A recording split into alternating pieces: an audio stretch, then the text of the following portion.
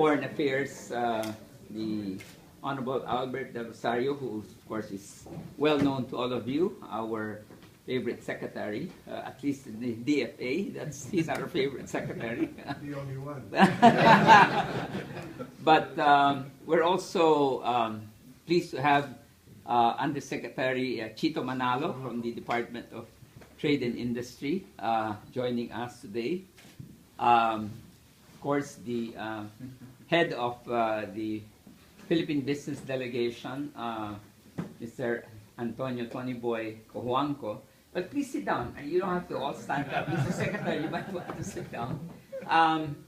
And of course, we thank you, Tony Boy, and all the members of your delegation for gracing us with your presence here in the residence. I think you all know, my wife is fond of calling this the residence of the Filipino people, which is true, because it's been the residence of the ambassadors of the Philippines since 1949. It was first purchased by Sir Joaquin Elizalde, who was then a commissioner to the United States in 1946. This was built in 1904 for an American general and his wife.